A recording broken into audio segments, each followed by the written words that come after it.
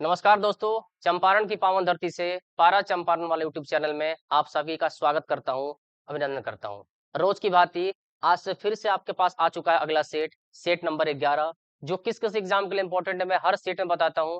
अगर आपको बिहार एसएससी का एग्जाम देना है, अगर आपको एसएससी जीडी का एग्जाम देना है, अभी बीपीएससी टीचर वाला एग्जाम होने वाला है, उसमें भी कुछ 1 to 6 में रीजनिंग के क्वेश्चन आएंगे। बाकी एसएससी के जितने भी एग्जाम है, वो चाहे सीपीओ हो, एसएससी सीजीएल हो, एमटीएस हो, सीएसएसएल हो, सारे एग्जाम्स के लिए ये क्वेश्चंस आपके मोस्ट इंपोर्टेंट होने वाले हैं। इसलिए बिना देरी के इस सेट के साथ जुड़िए, इस सीरीज के साथ जुड़िए, पारा चंपारण वाला चैनल के साथ जुड़िए और आनंद लेते रहिए ऐसे सवालों का। मजेदार ट्रिक के साथ हमेशा की भांति फिर से आज आपका इस सेट चलेगा आपके सामने। तो चलिए बिना देरी के शुरुआत करते हैं आपके सामने सेट नंबर 11।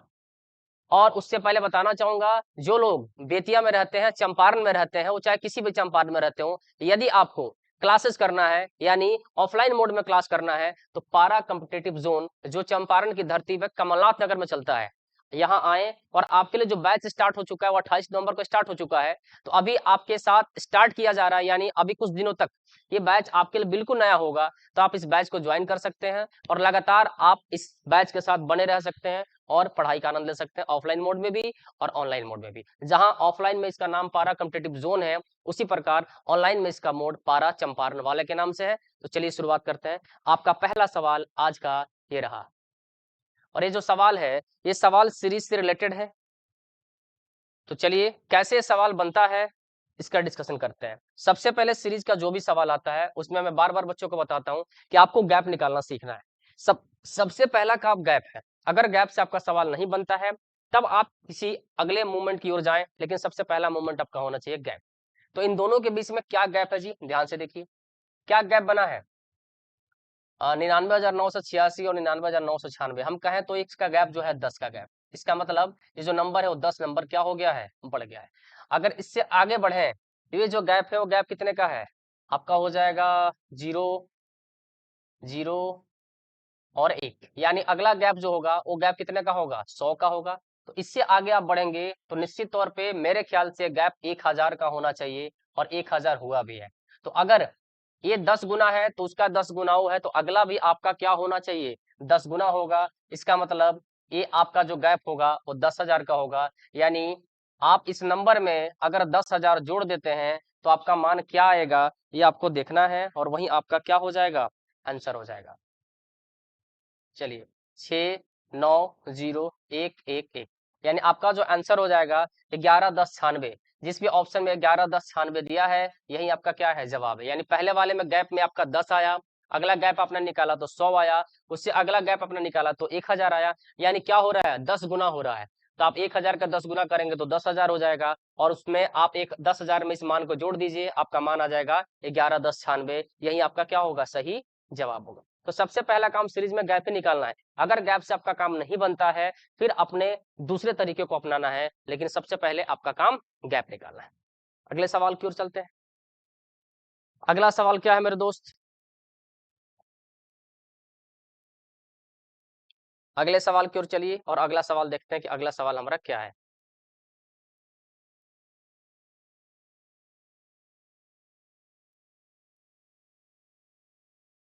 अगला सवाल जो है, ये सवाल है काउंटिंग ऑफ फिगर से। काउंटिंग ऑफ फिगर के सवाल कैसे बनाए जाते हैं? जब भी आपके पास कोई सवाल आएगा तो उस सवाल को बनाने का अप्रोच कैसा होगा, इसको हमें सीखना है। ध्यान से देखिएगा। ऐसे पेचीदे फिगर आपके एग्जाम में बनते हैं, हमेशा नहीं आता, हमेशा नॉर्मल फिगर भी एग्जाम में आता है, लेकिन कभी कभी किसी किसी सेट में ऐसे क्वेश्चन डाल दिए जाते हैं जहां बच्चे थोड़े परेशान जरूर होते हैं। लेकिन कंसेप्ट जो आपके पास है उसी कंसेप्ट से आपको काम चलाना है। अब जैसे ये सवाल है तो यहाँ डायरेक्ट लॉजिक आपका हमेशा नहीं लगता। जैसे मान लीजिए क्वेश्चन है, इसमें आपसे पूछा गया कि त्रिभुजों की संख्या कितनी होती है, तो इसका डायरेक्ट लॉजिक है कि इसमें नंबर जोड़िए और आपका आंसर हो जाएगा 10। यानी सबको आपस में क्या कर देना है? जोड़ देना है। तो ये आपका अप्रोच जो है डायरेक्ट अप्रोच लगता है, लेकिन जरूरी नहीं है कि हमेशा आपका अप्रोच डायरेक्ट ही लगे। अब इसमें जैसे एक क्वेश्चन है, तो किसी भी डायरेक्ट अप्रोच को यहाँ इस्तेमाल करने जाइएगा तो फंस जाइएगा। तो आप सबसे पहले खोजिए कि ऐसा कौन सा सेक्शन इसमें से उठाया जाए जिसमें आपका जो एंगल है यानी ट्रायंगल है वो मैक्सिमम निकले, यानी त्रिभुजों की संख्या जो मैक्सिमम निकले। तो अगर मैं इस वाले पोर्शन को देखूं, ध्यान से देखिएगा, इस वाले पोर्शन को, इस वाले पोर्शन को, तो आप मुझे बताइए इस वाले पोर्शन में टोटल त्रिभुजों की संख्या कितनी हो जाएगी जी? तो आप कहेंगे सर इस वाले पोर्शन में जैसे अप्रोच होता है कि अगर किसी वर्ग में, किसी आयत में दोनों विकर्ण काटते हुए अपनी जगह पर वापस पहुंच जाए तो इसमें जो नंबर होता है, इसमें मैक्सिमम नंबर बॉक्स का दोगुना कर दिया जाता है, 4 दूनी 8। तो आप कह सकते हैं कि सर इसमें जो वैल्यू होगी, मैं नामकरण कर देता, दिक्कत नहीं होगी, ए बी सी और डी। तो इसमें हम कह सकते हैं कि इसमें जो मान होगा वो मान 8 होगा, यानी इसमें त्रिभुजों की संख्या कितनी हो जाएगी मेरे दोस्त? तो आप कहेंगे 8 हो जाएगी।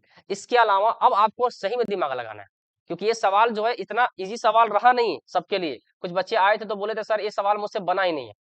तो आपको अप्रोच कैसा लगाना है ये आपको सीखना है।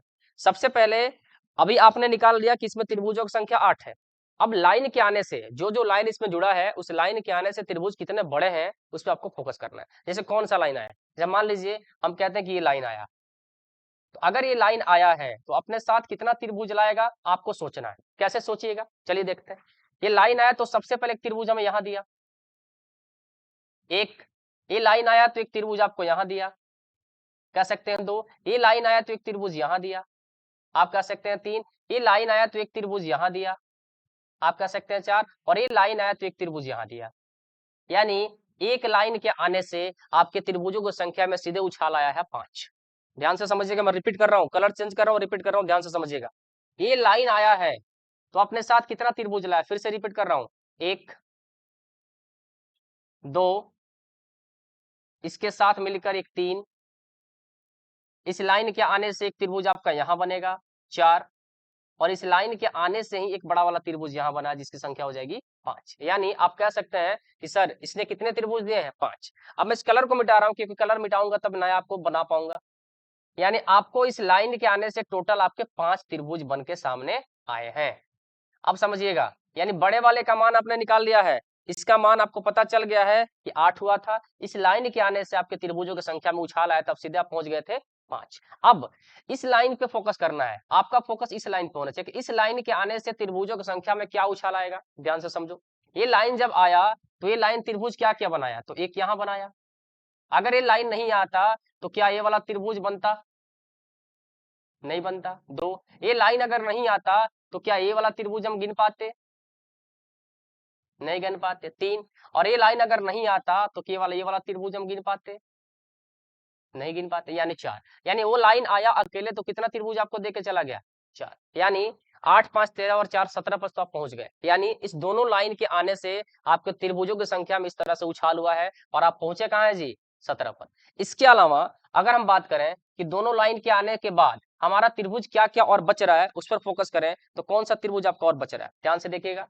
अगर हम इसकी बात करें तो ये सारा, इसके अंदर जितने भी आपके त्रिभुज बने हैं इन सारी त्रिभुज की गिनती ऑलरेडी क्या हो चुकी है, पहले ही कर चुके हैं, किसमें, 8 में। इस लाइन के आने से जो त्रिभुज बना था अलग अलग, उसको मैंने गिन लिया था किसमें, 5 में। और इस लाइन के आने से जो त्रिभुज हमारा बना था उसकी गिनती भी हम कर चुके थे, कितना, 4 में। अब आपके पास त्रिभुज जो बच रहा है वो त्रिभुज कौन कौन सा है, तो आप कह सकते हैं सर एक त्रिभुज हमने इसकी गिनती नहीं की थी, यानी एक त्रिभुज हमारी गिनती जो बची तो क्या बची थी, यहाँ बची थी, ये हमारा बचा था, इसकी गिनती हमने नहीं की थी। और एक बड़े वाले त्रिभुज की गिनती हम अभी भी छोड़े हुए हैं, इसकी गिनती हमने नहीं की है। क्या इसके अलावा और कोई त्रिभुज है जिसकी गिनती बाकी है जी, तो हाँ, एक त्रिभुज आपका और दिख रहा है जिसकी गिनती बाकी है, और उसका नामकरण अगर करना चाहें तो हम कर सकते हैं। अच्छा, 2 तो पहले इसको लिख लो। तो 8 5 13 4 17 2 19, 2 त्रिभुज तो आपके कंफर्म हो गए। अब आपके त्रिभुज बचे कौन से हैं, आपके पास ऑप्शन जो है 8 5 13 4 17 2 19, 19 तो आपका ऑप्शन दिया, 19 20 21 22 लगातार दिया हुआ, यानी सारे के सारे ऑप्शन क्या है, एक दूसरे के नजदीक दिए है। यानी आपका टोटल यहां तक आपका त्रिभुज आया 19। अब आपके पास त्रिभुजों की संख्या जो बची है वो कौन सी संख्या बची है, क्या आपका त्रिभुज ये बचा है, तो आप कहेंगे नहीं सर इसकी गिनती हम कर चुके हैं। क्या आपका त्रिभुज ये बचा है, तो आप कहेंगे नहीं सर इसकी गिनती हमने कर लिया है। क्या आपका त्रिभुज इस लाइन से मिलकर बनने वाला यह बचा है, नहीं बचा है। यानी छोटे छोटे जितने भी त्रिभुज थे इस सबकी गिनती हमने क्या कर ली है, कंप्लीट की है। अब आपके पास त्रिभुज बचा कौन है, तो त्रिभुज बचने में एक त्रिभुज यहाँ है, ध्यान से देखना। इस लाइन के आने से जो त्रिभुज बना था इसकी गिनती हमने क्या की थी, छोड़ी थी। और इसके अलावा एक और त्रिभुज होगा जो आपको अलग से बनेगा, और वो त्रिभुज है कौन सा, यही जिसकी गिनती हमने यहाँ कर रखी थी, छोटा वाला। तो हमारा आंसर टोटल 2, टोटल कितना हो जाएगा 21। तो हमारा आंसर क्या होगा 21। तो देखो ऐसे क्वेश्चन जब भी आपके एग्जाम में आएंगे तो आपको अलग अलग तरीके का अप्रोच लगाने होंगे। सबसे पहला निकालिए कि इकट्ठा जो त्रिभुज हमारा बन रहा है वो कौन सा त्रिभुज है। इसके बाद लाइन के आने से कौन कौन से त्रिभुज आपके ऐड हो रहे हैं उसको लाके आपको अलग से गिनना पड़ेगा। फिर आपका क्वेश्चन है सही होगा, नहीं तो फिर आप वहां फंस जाएंगे। उलझना नहीं है, जो लाइन एक्स्ट्रा आया, अगर आपको लगता है कि ये सवाल मुझसे दिक्कत हो रहा बनने में, तो आप क्या कीजिएगा, एक फिगर अलग से ड्रॉ कर लीजिएगा, थोड़ा सा समय तो लगेगा, एक अलग से फिगर ड्रॉ कर लीजिएगा और फिर आप इसको कंप्लीट करके बनाइएगा कि आपका क्वेश्चन बन रहा है नहीं बन रहा है। जब इसको आप कंप्लीट करके ऐसे बनाना शुरू करेंगे लाइन बाय लाइंस, तो फिर आपको दिक्कत नहीं होगी, इकट्ठा निकालते जाइए। जैसे लाइन बड़ा है तो इस लाइन के आने से कितने त्रिभुज बने उसको इकट्ठा कर लो, इस लाइन के आने से कितने त्रिभुज बने इसको इकट्ठा कर लो और फिर एक साथ क्या कर दो, उसको जोड़ दो, आपका आंसर क्या आ जाएगा 21। यानी सीएचएसएल का पूछा हुआ 2023 का सवाल है, इसी साल एग्जाम में सवाल आया था, तो ध्यान रखिएगा इसका आंसर 21 होगा। अगला सवाल आपका आया है जो पेपर कटिंग और फोल्डिंग से, तो इसका एक ही अप्रोच होता है, मैं बता चुका हूं कि जैसे पट बंद वैसे पट खुल, जैसे पट को बंद कीजिएगा वैसे पट खुल जाएगा। ये पट एक बार ऐसे बंद हुआ, एक बार ऐसे बंद हुआ, फिर कटिंग हुई है। तो आपको बताया गया था कि जब भी लेफ्ट राइट आपका खुलता है बंद होता है तो ये काम करता है किसकी तरह जी, मिरर इमेज की तरह, और जब भी ऊपर नीचे खुलेगा बंद होगा तो वो काम करता है किसकी तरह जी, वाटर इमेज की तरह। तो यदि इसको हम खोलेंगे इधर, क्योंकि इधर बंद हुआ है, तो जब इधर खोलिएगा तो जैसा शेप है वैसा ही शेप आपको चाहिए, तो जहां जहां शेप है उसको रखिए, ये शेप तो होगा ही नहीं, बाहर कर दीजिए। बाकी ये तीनों ऑप्शन अभी भी क्या है, जिंदा। इसको अगर देखा जाए तो इसका शेप वैसे ही ना बनेगा जी, जैसा शेप आपका बना है, तो सेम इसी के तरह शेप आपको चाहिए इसके बगल में भी। देख लो, यहाँ भी है, यहाँ भी है, यहाँ नहीं है, ये कट गया, ये ऑप्शन खत्म, और यहाँ भी है। अच्छा, जैसा शेप यहाँ है इसके अपोजिट शेप, यानी इसको जब पलटिएगा तो जैसा शेप था उसका उल्टा शेप आपको आना चाहिए। कहाँ आया है, तो पहले तो ये जैसा शेप है वैसा रहेगा, क्या इसमें ऐसा शेप है, नहीं है, खत्म कीजिए। इसमें ऐसा शेप सेम है और पलटेगा तो ऐसा शेप बनाएगा, इसमें भी ठीक है, यानी ये ऑप्शन भी ये ऑप्शन दोनों क्या है, ठीक है। ये वाला तो बिल्कुल जैसा था वैसे 4 का चाहिए, 4 सिर्फ इसमें है, उसमें नहीं है। अच्छा, इसको अगर पलटिएगा तो उल्टा हो जाएगा, इसको पलटिएगा तो इधर मुख कर देगा, यानी ऑप्शन नंबर 3 डी बच रहा है। हमने इसके बेस पे बाकी काट दिया, ये चारों का चारों शेप क्या होगा, बिल्कुल सेम आना चाहिए, इसमें क्या हुआ है, अलग अलग हो गया है, ऑप्शन नंबर ए भी क्या हो गया, बाहर हो गया। यानी ऑप्शन एलिमिनेशन मेथड से आपके नॉन वर्बल के सारे क्वेश्चन क्या होते हैं, सॉल्व होते हैं। अगला सवाल हम आएंगे, ये हमारा सवाल है सिलॉक का। चलिए समझते हैं सिलॉक के सवाल को कैसे सॉल्व करना है। लाइन दिया है कि कोई ई एफ नहीं है, ई का कोई भी पार्ट एफ नहीं है, तो चलिए ई का कोई भी पार्ट एफ नहीं है, सभी एफ डी हैं, सभी एफ को हमने क्या बना दिया, डी बना दिया।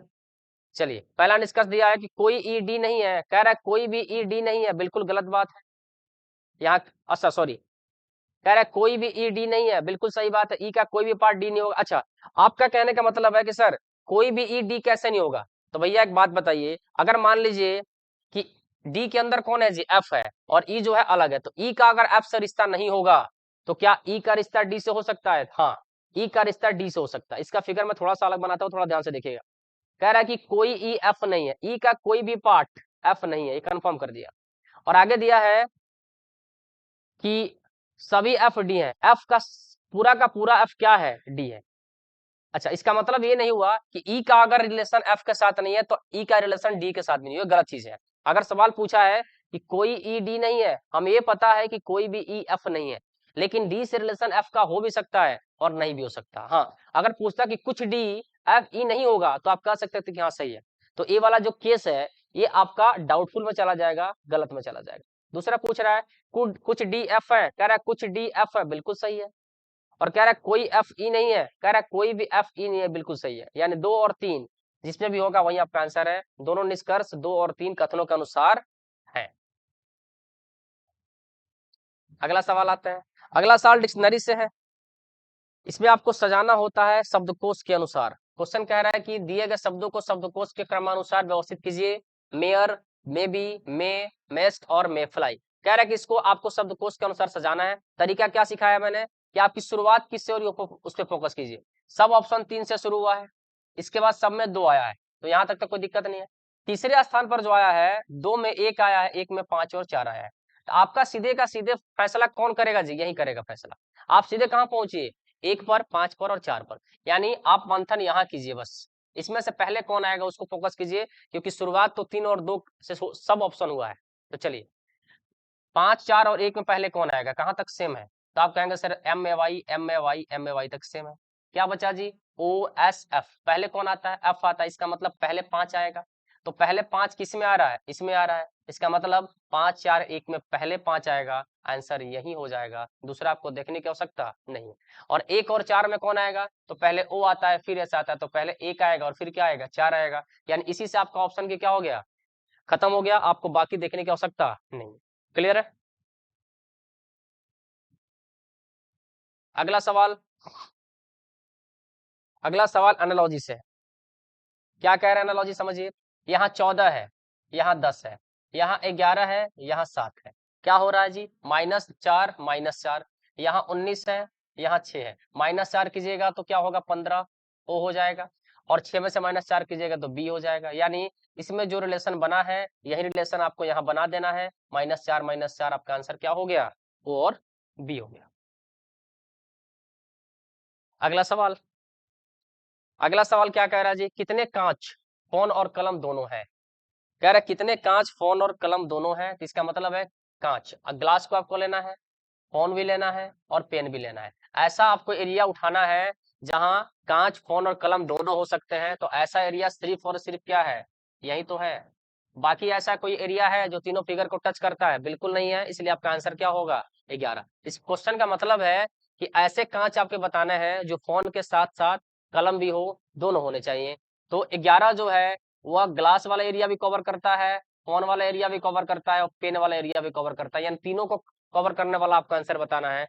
23 जो है सिर्फ 2 को करता है, 4 जो सिर्फ 2 को करता है, 13 जो सिर्फ 2 को करता है, 11 ही ऐसा अंक है जो तीनों को तीनों कवर करता है, वही आपका क्या हो जाएगा, जवाब हो जाएगा।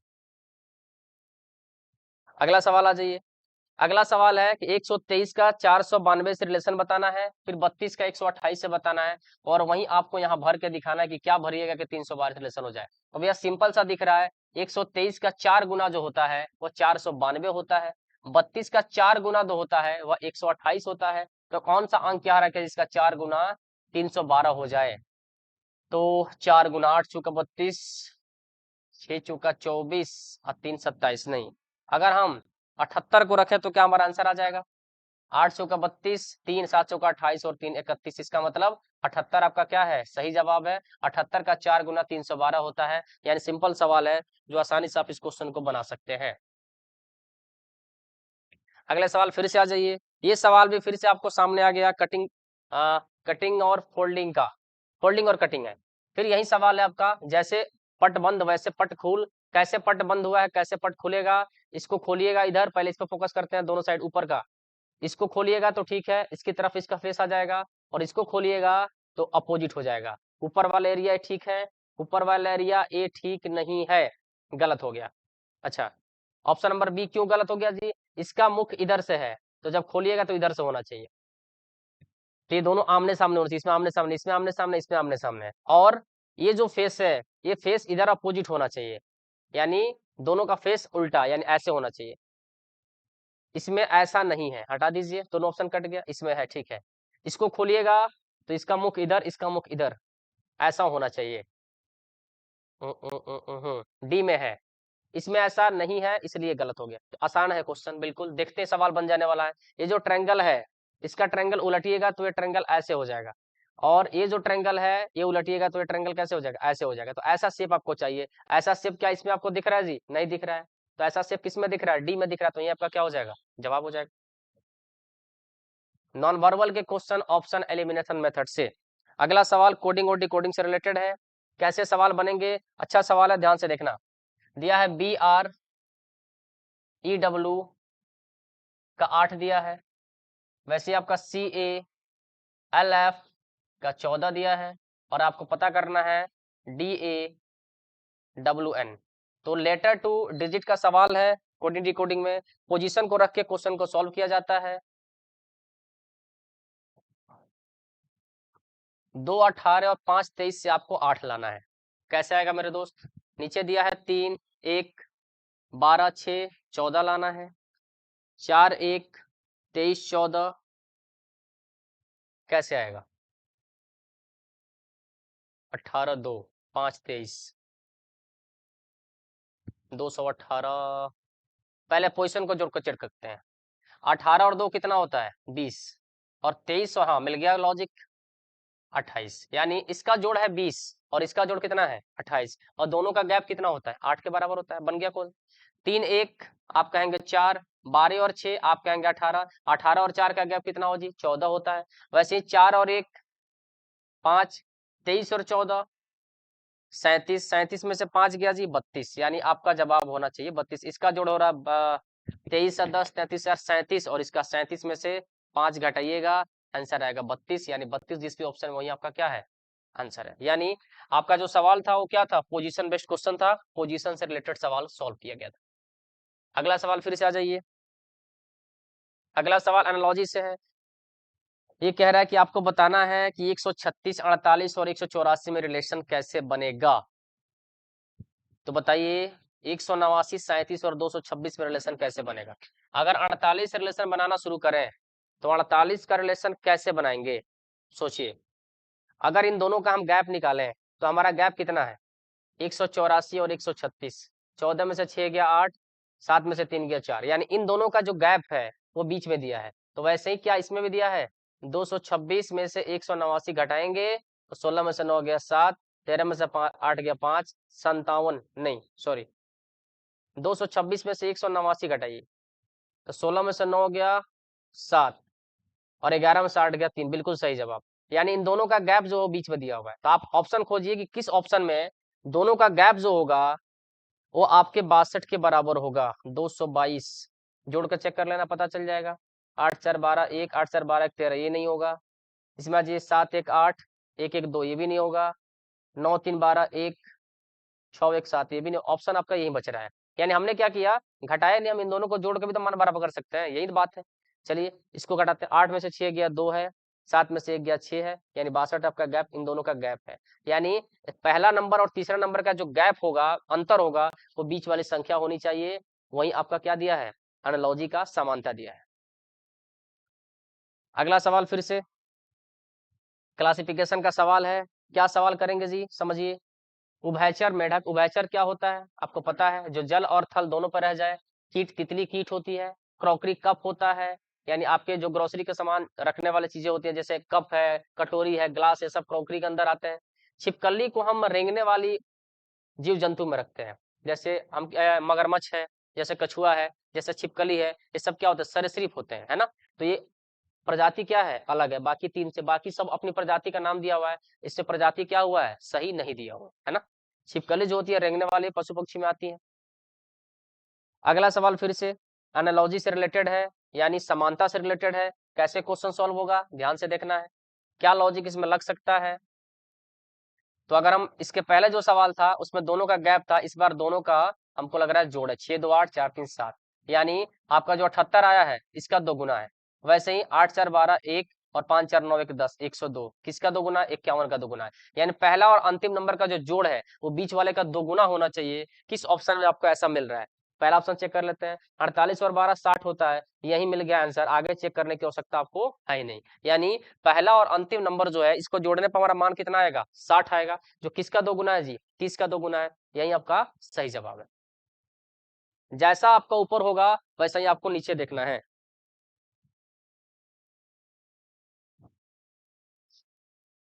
अगला अगला क्वेश्चन है सीरीज।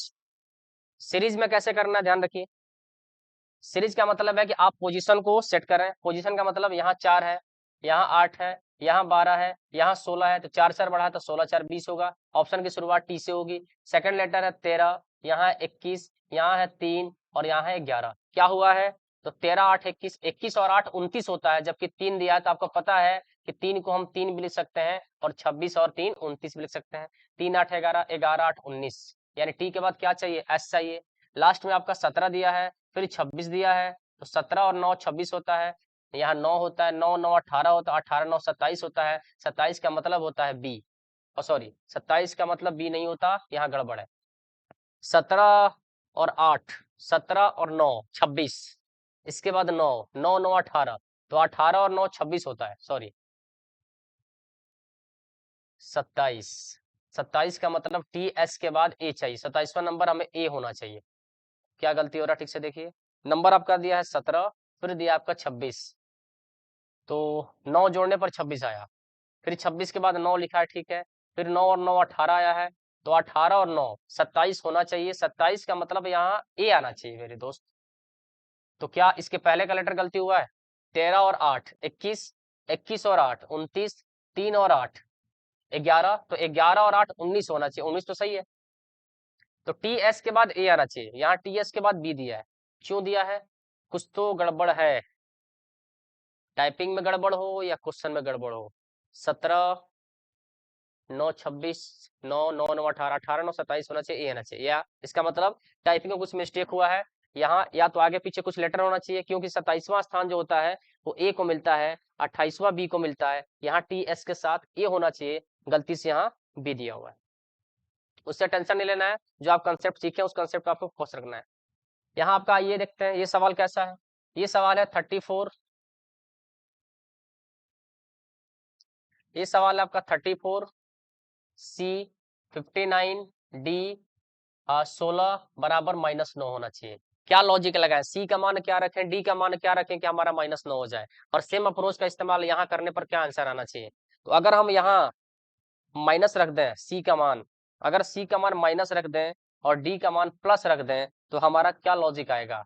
तो 34 और 16 कितना होता है, तो आप कहेंगे सर 50 होता है, और 50 में से 59 घटाएंगे तो आप कहेंगे सर -9 होता है। इसका मतलब सी का मान हमें क्या मानना है, माइनस, और डी का मान क्या मानना है, प्लस। तो 58 -7 प्लस 11 का मान, तो 58 10 68 और 69, 69 में से 7 गया 62, यानी 62 आपका क्या होना चाहिए, सही जवाब होना चाहिए। तो चलिए दोस्तों, आज के लिए रखते हैं इतना ही। ऐसे ही आपको मजेदार सेट और मजेदार रीजनिंग के क्वेश्चन मिलते रहेंगे। जुड़े रहिए पारा चंपारण वाला के साथ और आनंद लेते रहिए ऐसे सवालों का। फिर मिलते हैं अगले सेट नंबर 12 के साथ अगली क्लास में। Thank you so much.